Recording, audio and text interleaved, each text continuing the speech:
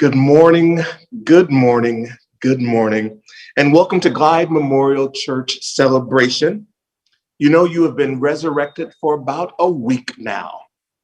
I just wanted to make sure that you're not having second thoughts about this whole resurrection thing, that you have not just started going back to the tomb to see if you're actually there or not.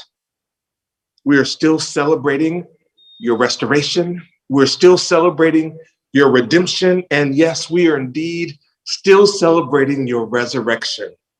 We are celebrating because we know that once you know that you are indeed resurrected, you will have to give your testimony to this community. You'll have to come into voice and you'll have to tell your story and possibly even share your poem.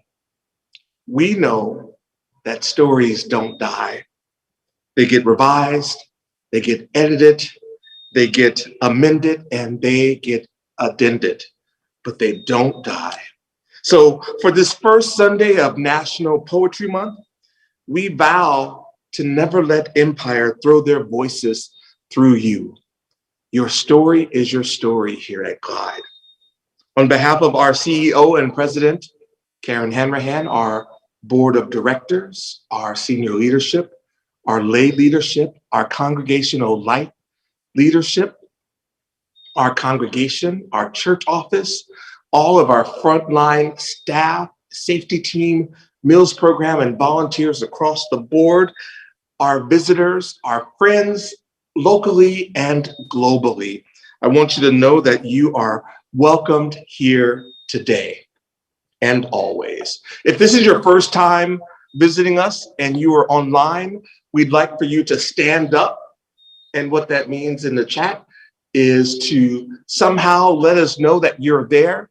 Raise your hand, put a heart up, say that I'm here for the first time, and let us welcome you into our Glide family. We're going to supply a link for you in the chat right now that will show you how to stay connected with us. It's a link to subscribe to our church newsletter called Congregation Connects. And that way we can stay in contact with you and you can stay in contact with us. And this is where it begins. This is how we become beloved community. Don't forget that if you played in our Easter egg hunt last week, we will be announcing the winners soon, and you will be getting your prizes even sooner. So please don't forget, and thank you for playing in our Easter egg hunt and participating, and know that the prizes and the prize winners will be notified momentarily. The virtual prayer basket is now open. If you'd like prayers for yourself, it's as simple as just writing me in the chat right now. You see, our comment section has turned into our virtual prayer basket. And all you have to do is write me in the chat if you want prayer for yourself. And that's all that it takes. And what an amazing gift to yourself that you let somebody else hold some of the things that you're going through. Let us do it. Every Wednesday night, we come together as a prayer circle and we pray over every prayer that comes in. So in the chat, if you need a prayer for yourself, just write me, or a family member, a friend, your house, your block, your city, your state, this world, or this place that you find yourself in, please put it all in the chat right now, and we will pray for it. If you want to send your prayers in another way, there's also links in the chat right now that will show you how to send your prayers in electronically or by email. But no matter how you send it in, know that every Wednesday night, we gather together as a prayer circle and we pray over every prayer. And there's always room for more prayer folks in our prayer circle as well. So if you'd like to get involved, please come and be a part of that. I want to make sure that I add everyone into the prayer basket right now who is feeling unseen and unheard, who are anxious about this whole return to work, return to worship, return to the new normal. It is okay that your body is experiencing some ambivalence or some anxiety. Let us work on this together and work through this together. Coming reintegrating the physical and the virtual is something that we can do together. So you're not alone. We're all trying to figure it out, and we can figure it out together here at Glide. I'm going to go ahead and lead us in our community prayer right now. Good morning, God. Good morning, ancestors. Good morning, Orisha. Good morning, elements. Good morning, Buddha. Good morning, Allah. Good morning, Christ. Good morning, Christ energy. Good morning, Goddess. Good morning, ocean. Good morning, energy. Good morning, gratitude. Good morning, joy. Good morning, truth. Good morning, reconciliation. Good morning, restoration. We welcome into this celebration all that is good and right and holy and sacred and radical and revolutionary. We know that Genesis 1:1 says, in the beginning, God created the heaven and the earth. We know that we are a part of a creative process. And we also know, God, that the new measure is not if we can sing or paint or draw, but that we understand that we are all differently abled creatively. Our divine sources come to us differently. And we thank you for all of the poetic and creative folks who know that gratitude is a creative act and is a way that we participate in creation. Faith is a creative act and a way that we participate in creation. Recovery is a creative act, and indeed resurrection is a creative act and a way that we participate in creation. And we only need to know that we are made in the image, and that we are beneficiaries of the energy of all that is good and right, to know that we are creative. So we thank you today, oh God, for poets and for theopoetics and for voice and for words and for true creation, which is timeless. We know that all gods are the truth, so we are timeless. We are strokes of genius, from molecular to psyche, inside and out. We are creative.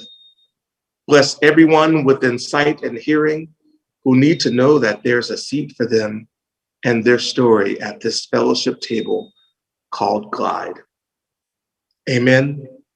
Hallelujah. Right on. Shalom. Salam. Namaste. And Ashe. Please now, I invite you to join your voice with ours as we sing our community song. Together. Somebody pray for me. Had me on their mind. Oh, yes. And took the time to pray for me.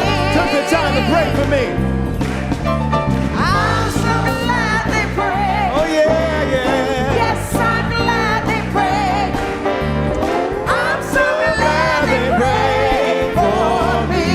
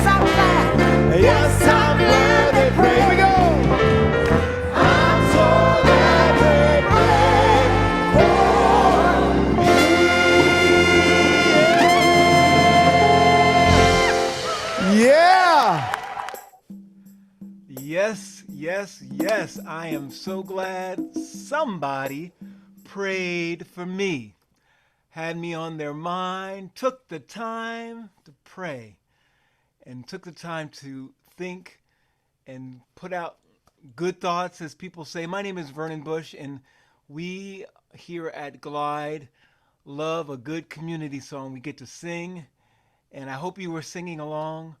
And as we go from our community song, we go to our community embrace. I want you to just keep putting the names of people in the chat, of the ones that you love and that you're thinking about. Put them in the chat so we can pray for them too, and we can send out the good thoughts as well. So we'll take this time just to reflect and think about these wonderful people that we love.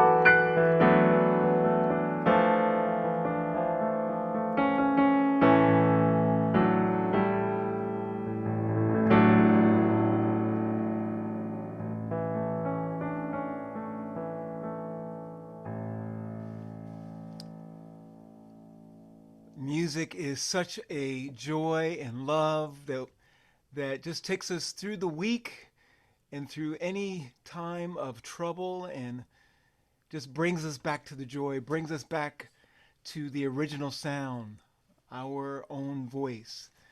And as we go into our music in the celebration, this first song is a song that the choir have sung many times. We haven't heard it in a while, and we are going to sing Blessing of Abraham. That's the entire choir. We're going to have a little bit of a praise party, so to speak, and following that song will be a song that I hope you are taking the time to encourage yourself. That's going to be led by Trinisha Golston, and I want you to please send your prayers and your thoughts and your energy to her and her family and her mother, and just wrap your arms around her when you see her sing that song. And following that song is going to be a song called One Thing, and that is going to be led by none other than Dennis Hersey, one of our favorite singers here at Glide in the Glide Ensemble. But first, let's hear Blessing of Abraham.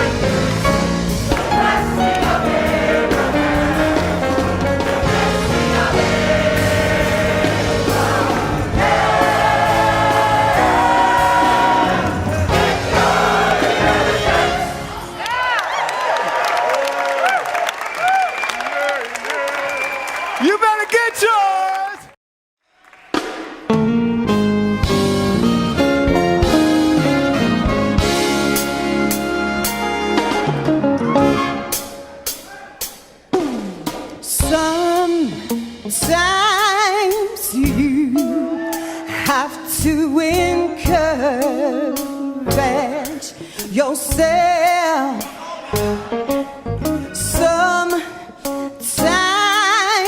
you have to speak victory during the test, and no matter how you feel, speak the word and you will be healed.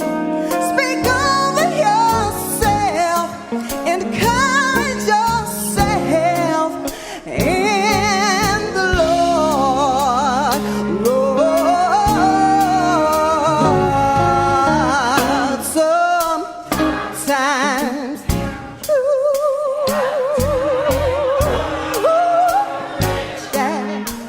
pat yourself on the back sometimes, yeah. Oh,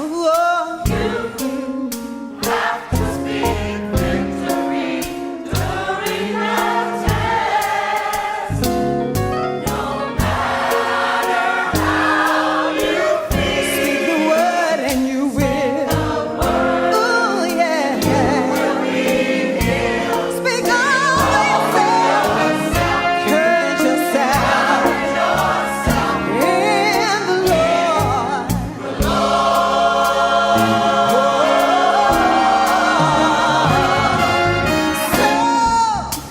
Sometimes you have to speak the word over yourself. Depression's all around, but God is a present help. Oh, the enemy created walls, but you know giants, they do fall. Speak of yourself, encourage yourself in the Lord. Oh, as I minister to you, don't you know I minister to myself?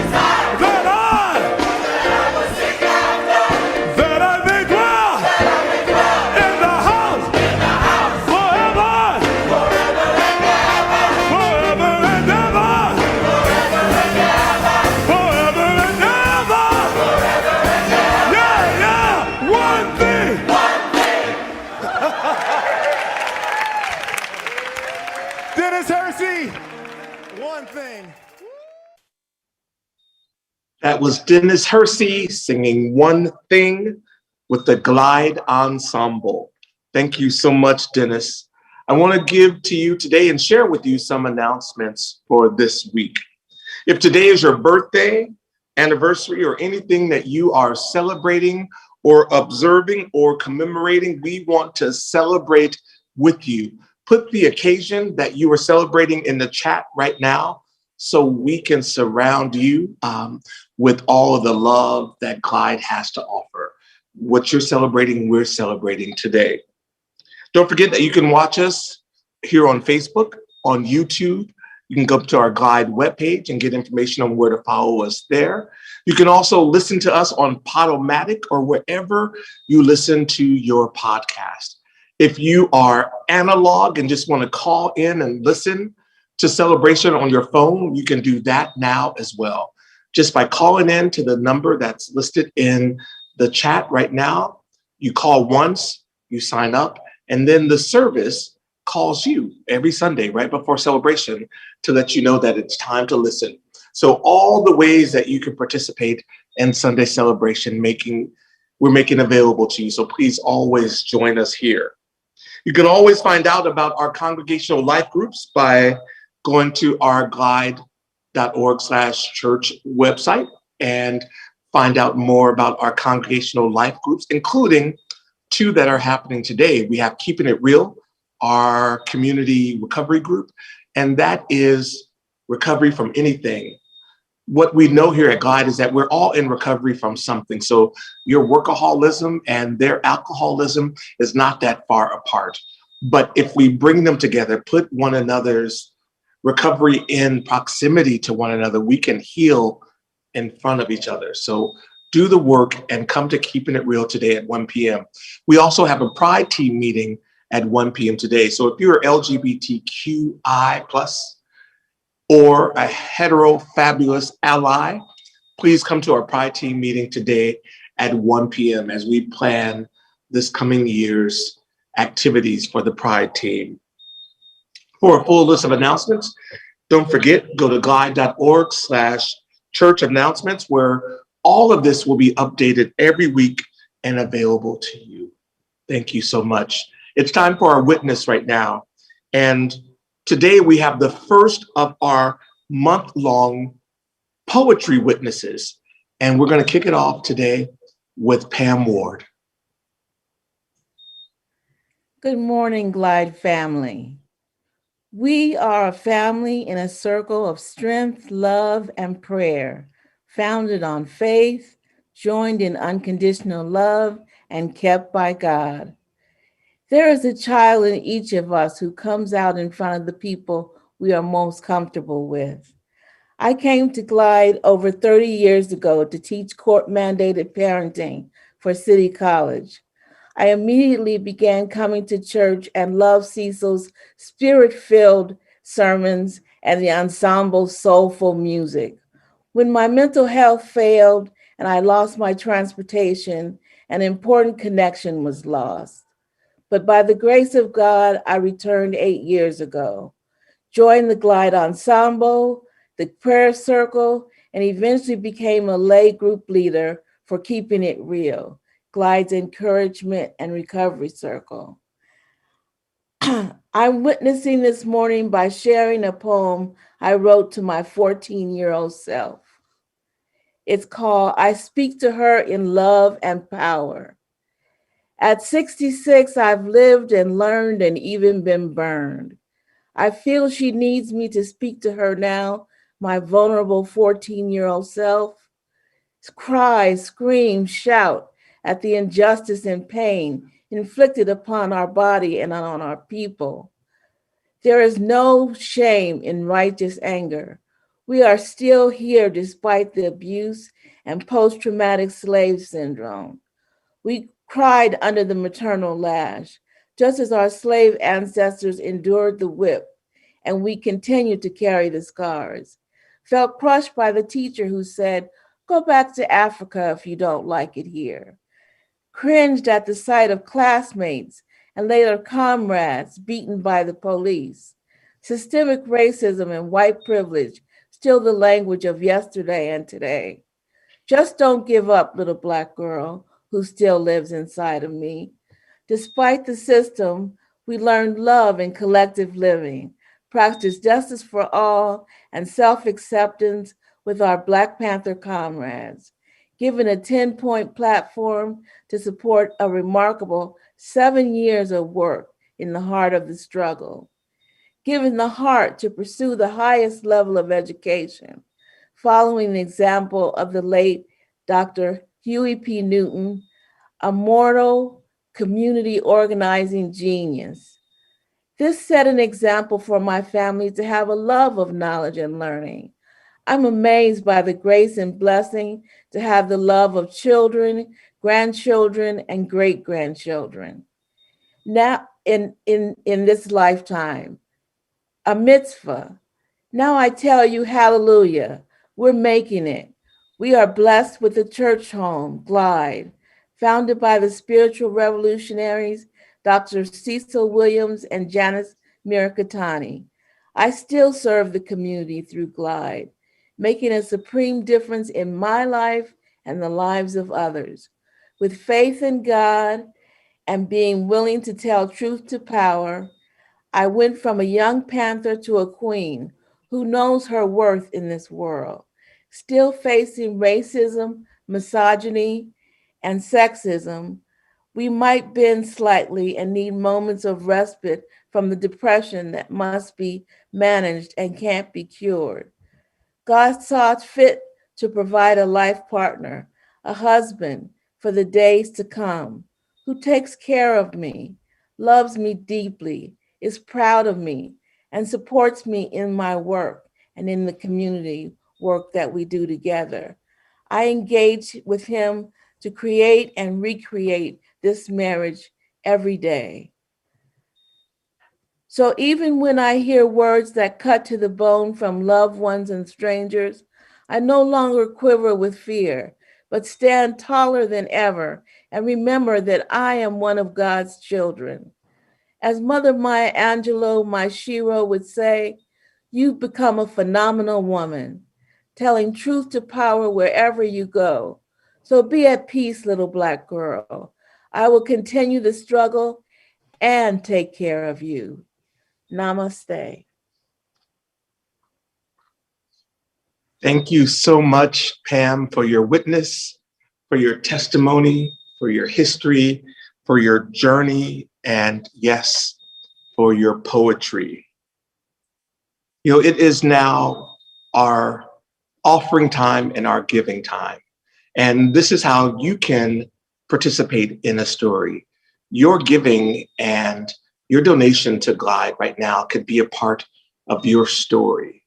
You know, we're all practicing and readying ourselves to have all of the stories flooding back into these doors, just like we're having them flood into this virtual celebration.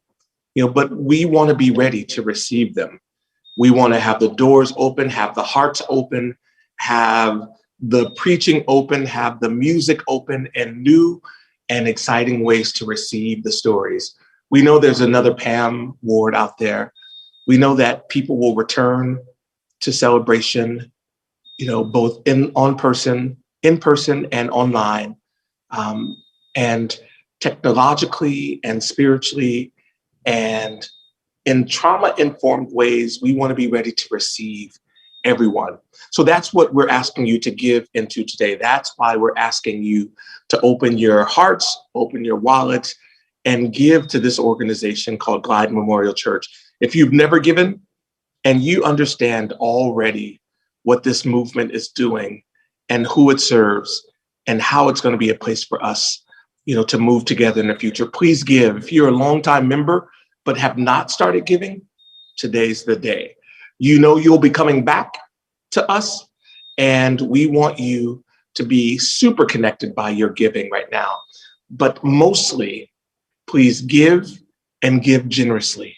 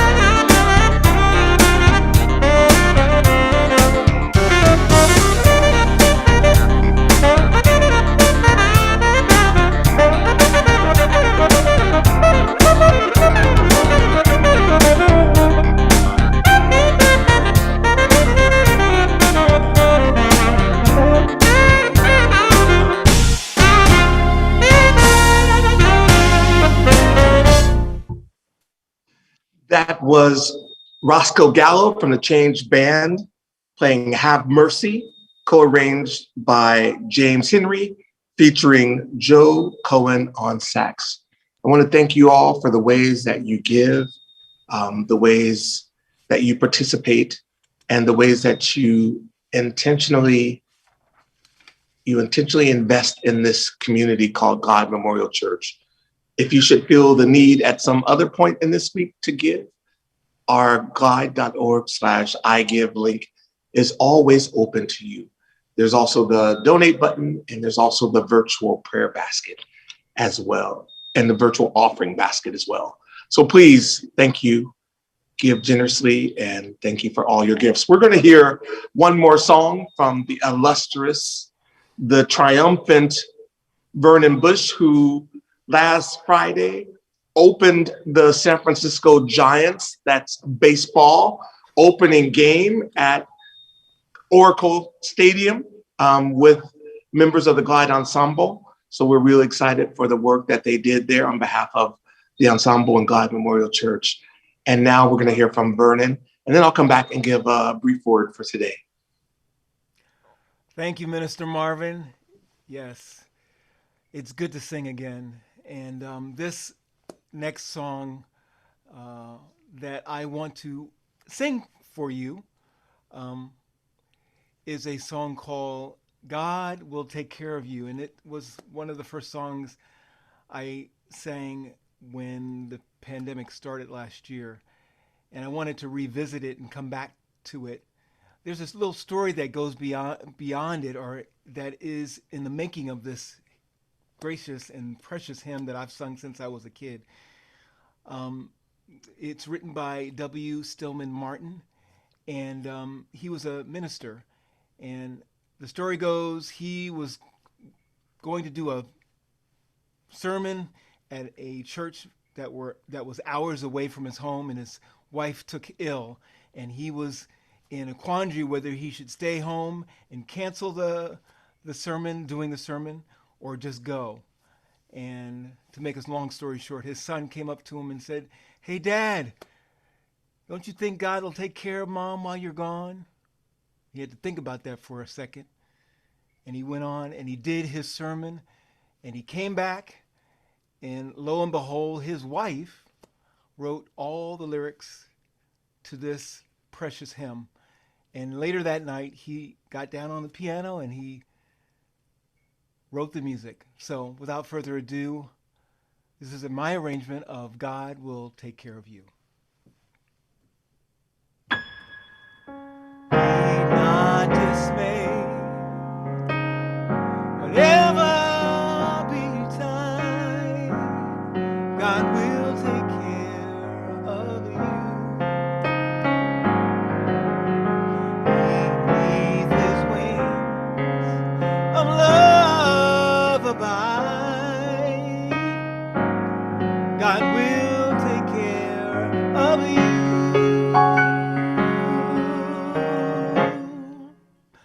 All that you need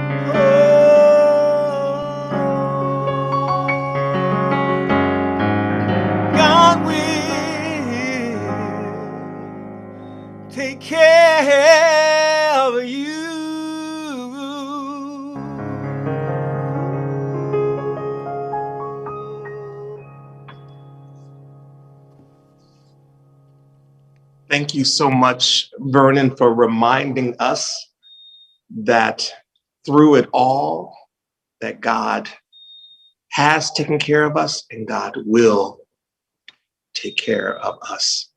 You know, it's National Poetry Month, so I wanted to make sure that my sermons for this month are about writing, about the creative process, and about poetry. And I'm going to share throughout the month various ways that our stories are central to how we show up in the world, and how we can transform the world by showing up and telling our stories.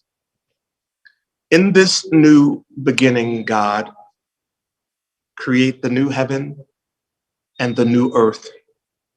We know that and is a conjunction, so then God be conjunctive.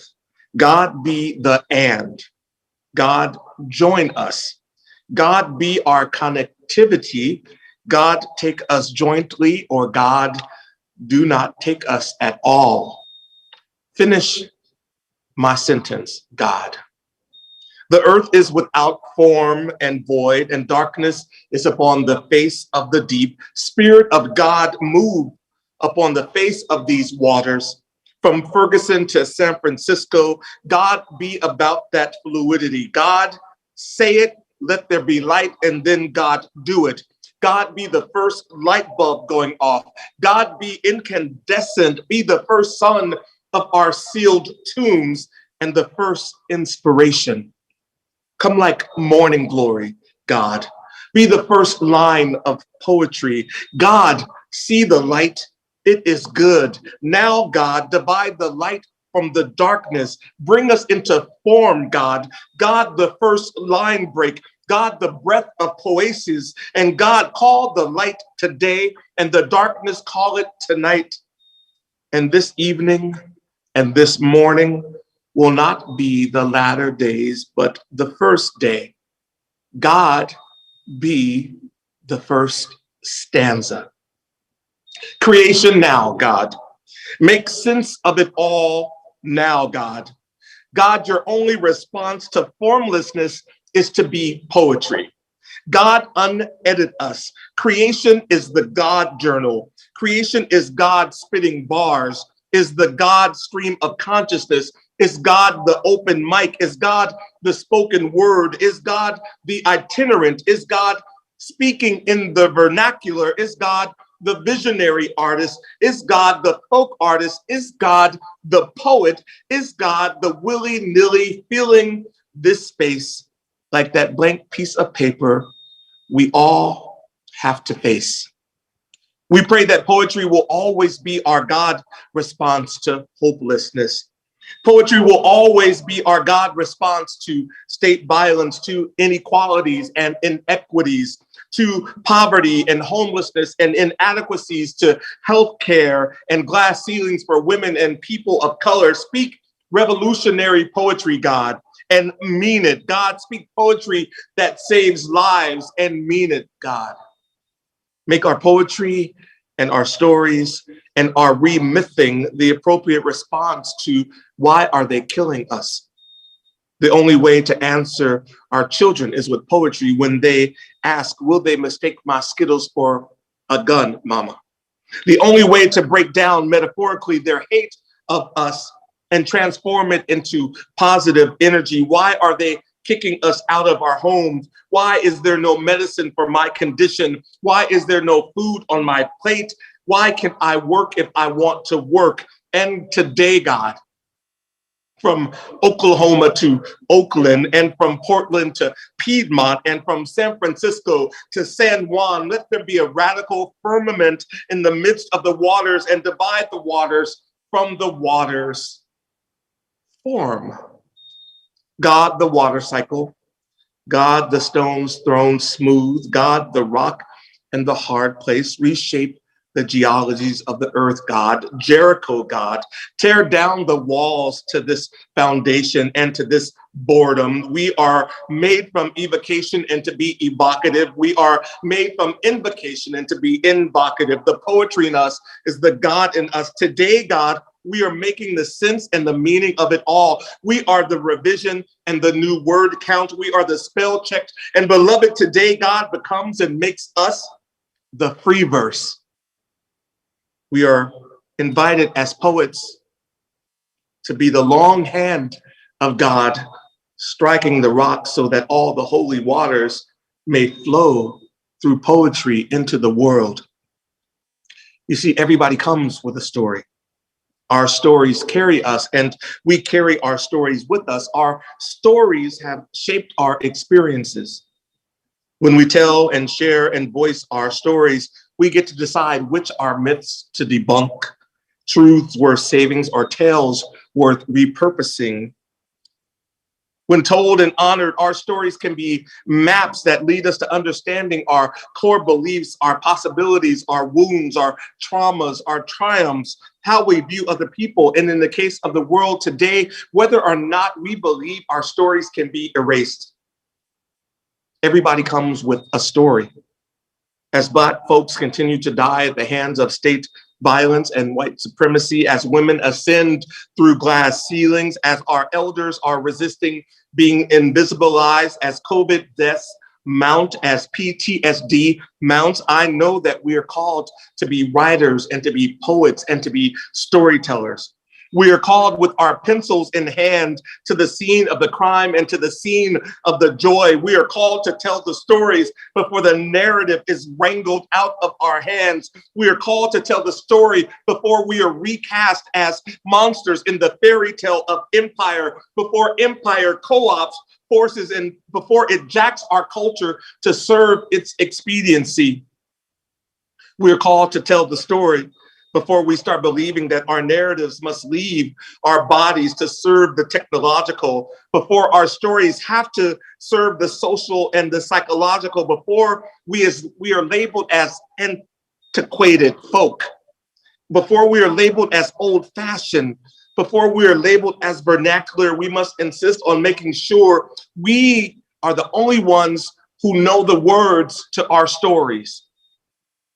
Before we are called to tell the story of the double-edged sword of empire, who will make it impossible for those who live under it, we must scale our technologies up before we are made to feel obsolete. Our stories are not obsolete. We must write without concern for bringing our stories to the marketplace, because they have convinced us that to circulate our stories just amongst ourselves makes us non-person to empire. And you see, when you are a non-person to empire, writing a non-empire servicing story, you are a consumable good like any other, material and immaterial. We must write knowing that not to contribute to the story of empire is to actually live authentically. We are all called to truth. We are all called to stories. We are all called to storytelling. We are all called to poetry. You know, writers know that the events of the day mean that we cannot leave it up to history to tell our stories, because history will, as I have told you, erase you, diminish you, lie about you, or leave you out altogether of your own story. Writers know that the news accounts will never tell us anything about who we loved and who loved us. Writers are here to make sure that our stories do not end up characters in somebody else's story. Today, writers have to write if we want to be on record as having been against bigotry and against intolerance, against misogyny, and against soul-crushing capitalism. We are writing the poems, the fiction, the soundtracks, and essays that move this movement that we're in. Writers are here necessarily because our stories are always at risk. Everybody comes with a story. And poets and writers know that the work invites us to hear one another deeply and intimately. The writing and the labor of writing and the birth-giving act of writing says we will learn about each other and learn each other's experiences. Today, there is an invitation for us to see each other through our writing, through our poetry, and through our storytelling, to become neurologically, metaphysically, and psychically a part of one another's stories. Our stories are what connect us and continue us. When I write poems, I break the lines in such a way that you will know where to take a breath. Where my story stops and where my line stops is where your story starts. This is the work of poets. This is the work of theopoetics, to help us remember and know that we all came from somewhere where God's self is the poet of the world, where our word means lifting up the ways that we are all outsiders and vulnerable to the elements, the political, the meteorological, the social, and the professional. I believe that our communities, our publics call us into the places where they are made the most vulnerable, these stories of ours, in the streets where we all work and recover and die and socialize and make family and community and art and faith, and our public witness, our public prophetic policy making, and our public theologies and our public poetry redeploy our stories and our vernaculars. We unapologetically use the language and cultures of our people to evoke the highest understanding of our people's and our public's divinity. Our witness speaks to their possibility and the possibility of God, of their understanding. We must have a relevant word and a response to today. Our stories must come out of community ritual that reminds us that we did not show up empty to this day. And when we tell our story and when other stories are made welcome, we learn that it matters not if we were asked to pundit on trending timeline news. Our story is our story. Writing and sharing and telling your story in community is about unleashing and activating that which is inherent to you, and that is your genius. Beloved, we at Glide Memorial Church are called to start anew, called to make the writings and the stories and the poetry of the marginalized sacred and central to what we are doing. We are a church making itself the blank page for the universe's poem to come through, a church that gospels that we recognize we all have different journeys and different stories, and one size story does not fit all stories. A church that is saying we tell our stories for survival, for resilience, that says we make our own stories available for other people's stories, says we wish, hope, encourage, have opinions, make requests, and demand to be recognized. We don't just show up in our stories. Our stories come from somewhere. Our church is going to say, yes, we are writing a new book. A new holy writ is coming through Glide. The book of transgender folks, the book of bisexual folks, the book of poverty, the book of the differently able, the book in agreement with indigenous folks, the book of elders, the book of AIDS, and the book of COVID, and the book of cancer. We will be the church and the movement that holds spaces for all unheard stories.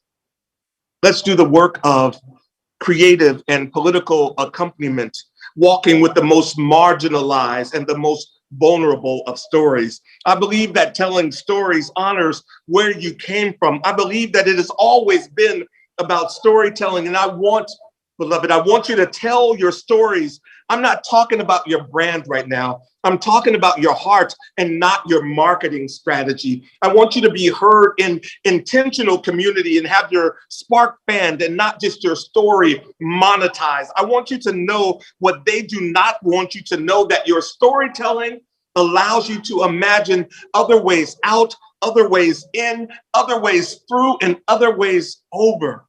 Be clear. Your writing might not get you out of poverty. Your writing does not change that you are Black and living under white supremacy, or a woman living under patriarchy. Writing your story does not change that you are an elder living in a youth obsessed culture. But What writing your own story does so brilliantly is put the valuation of your life and your story in your own hands. What you're writing your story does is extract you from capitalism telling your story for you. What your writing stories does do is allow you to compare their laws against the truth that you stand in and write in. What your writing does do is free you. The practices of poetry and storytelling and writing prepare us to speak truth to the rarely acknowledged or challenged campaign against our erasure.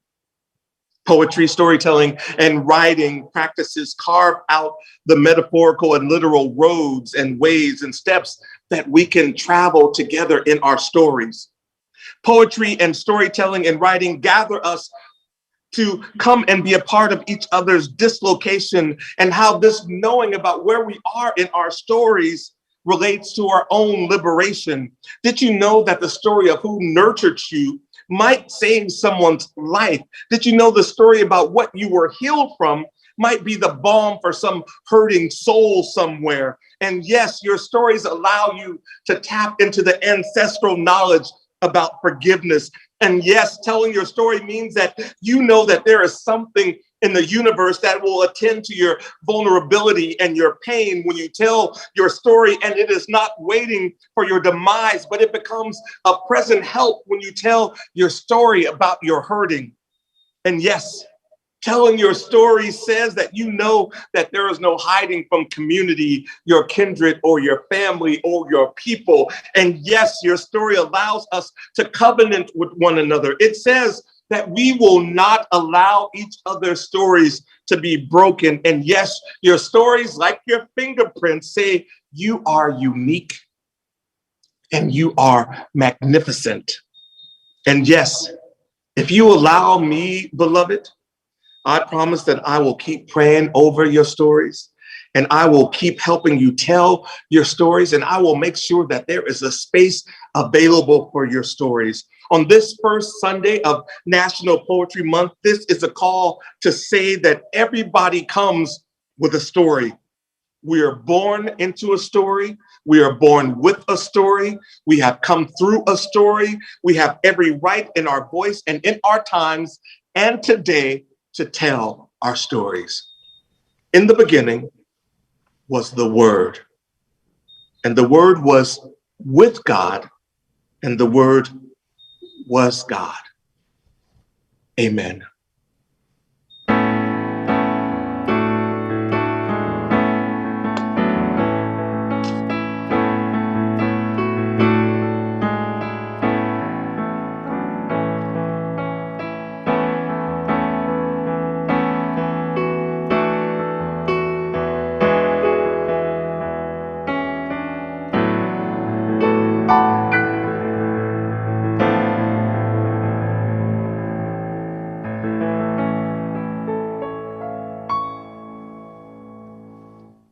Now, in the name of all that is good and right and holy and restorative and revolutionary, extravagantly welcoming, open and affirming, radically inclusive, theopoetic, and unconditionally loving, we welcome you back to your story, which we hope one day you will understand that it is also our story. Join us in Freedom Hall for some fellowship time right after this celebration. There's a link in the chat right now. Join us next week for a very special National Poetry Month celebration, where the entire celebration will be filled with writing prompts, where we will have a live poetry writing celebration. It's going to be a lot of fun. And then join us for the rest of Poetry Month, where we're going to have poetry and more poetry, including our very own San Francisco's former poet laureate, Janice Mercatani, winding out our month with a very special poetic sermon. So look out for all of these events. And my name is Marvin K. White. I'm your minister of celebration. And now the man from Mount Vernon, Vernon Bush, will lead us out with our closing community song. Thank you, Minister Marvin. As we close our celebration, we sing our community song. I'm going to invite you to come sing with us. We started this last week on Easter Sunday. The choir sang this song called Body Am I. We're going to start with that, and we're going to end with We Shall Overcome. The words go, body am I, spirit am I am the infinite within my soul. I have no beginning and I have no end. All this I know. Please join us and sing with us.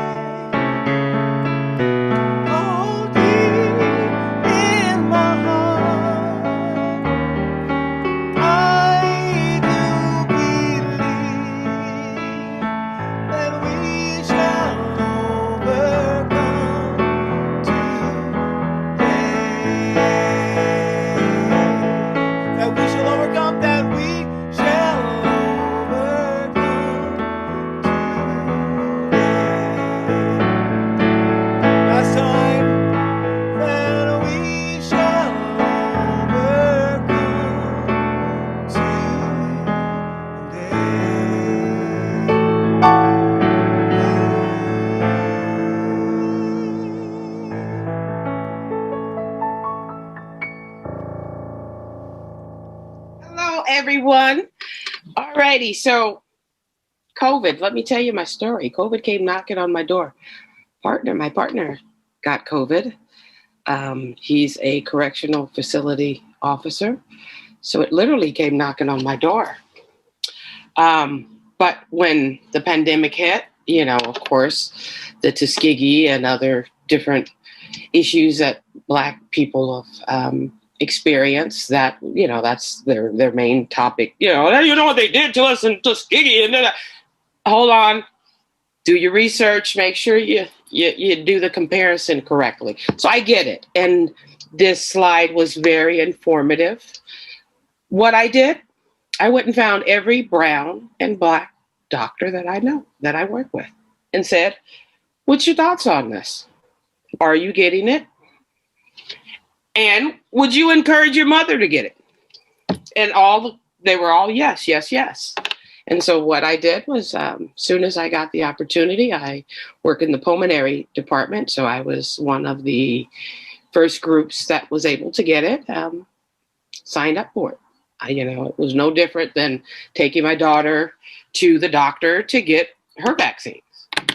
That's kind of how I thought about it. I know research had been going on. And so, when I started sharing my story, of course, people that I knew, did you get sick? How'd you feel? And should I get it? Yes, yes, yes. I got a sore arm. I felt sick. Should you get it? Absolutely. And currently now what I do is I know people don't have access to computers, elderly people who don't have access to sitting on phones long times. Or I've talked to my own patients that said, hey, I've been on the phone with everywhere and I can't get anyone to help me. Can you help me? So I go out in the community and I help people. You want to get COVID shot? Do you fit the, requirements? Okay, let me do some work. I'm out in Oakland. We call it the Underground Railroad for COVID. We're helping people get their shots. If you want it, I'm not going to argue with you. You don't want it? That's fine. Stay away from me. It's not just affecting you.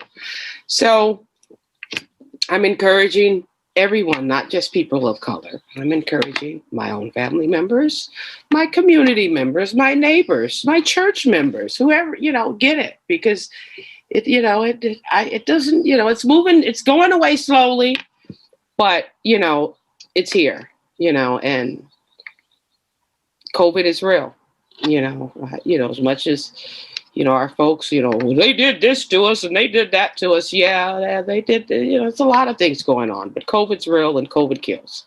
So I've helped quite a few of Glide members. If you need help, if you're having trouble, you don't know where to sign up, shoot me an email. If I'm on Facebook, call me, text me, I'll help you. That's my story. And